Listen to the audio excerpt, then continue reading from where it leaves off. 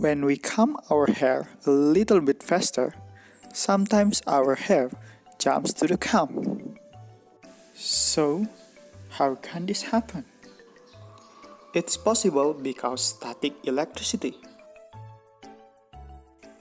Static electricity occurs when an object obtains a net amount of positive or negative electric charge, creating an imbalance that wants to return to equilibrium.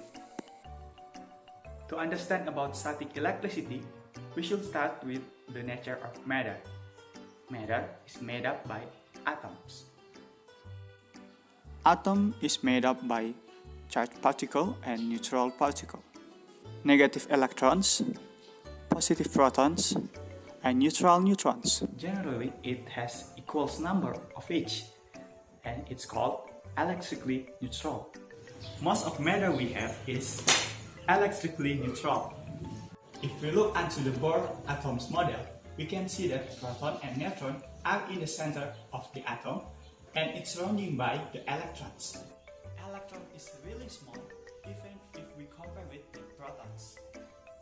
In solid materials, protons are stay fixed, but the electrons are free to move around. So rubbing and friction can give loosely bound electrons enough energy to leave their atoms and attach to other. How easy it is electrons to move around depends on the material. We call it conductors and insulators. Conductors materials let free electrons move freely throughout the materials, like metal or saltwater for example. And insulators hold on the electrons tightly, so it's limiting the electrons to move freely, like a rubber and plastic for example. And what makes these charged particles move? It is because an imbalance of electric charge. When you give some outside force to the material, the electrons leave the atoms of the materials, and it makes the materials positively charged, and it's imbalanced. Because of nature tends to be balanced. So, when the charged material makes some contact with another material, the mobile electrons will go into the material that the most needed to restore the neutral charge equilibrium. Because of that, something interesting like this can be happen.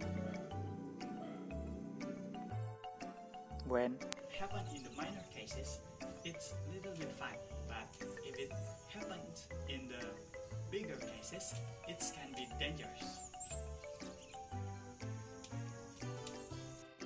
In the sky, clouds are moving in order and continuously. When clouds moving, it's interacting with another cloud. It causes the negative charge will gather on one side and another side will gather the positive charge.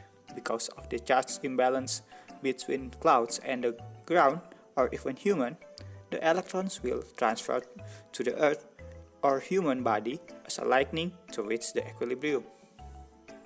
We can quantify those interactions in terms of equation and unit. We can find the force of charged particle in Newton. But before we get the number of Newton, we need to measure the charge, denoted by Q, in units called coulomb. The object can be positive or negative in charge, so the Q can have both positive or negative value. One electron has 1.6 times 10 to the negative 19 coulombs. This value, known as elementary charge, denoted by E. The force between two charged particles is equal to product of the charge divided by the distance between them squared. And it has proportionally constant that label with K. And the value is depend on the medium that surrounds the charge. In generally, the medium you can find will just air or possibly vacuum. And in both cases, the constant is 9 times 10 to the 9 coulombs. So, if we multiply the rest of the expression with K, that gives us the result in terms of newtons. This whole equation is called Coulomb's law, and the K is known as Coulomb's law constant. The force of the electrostatic can be attractive or repulsive depending on the sign of the charge. Thank you for watching, and I hope this video can give you understanding about the static electricity.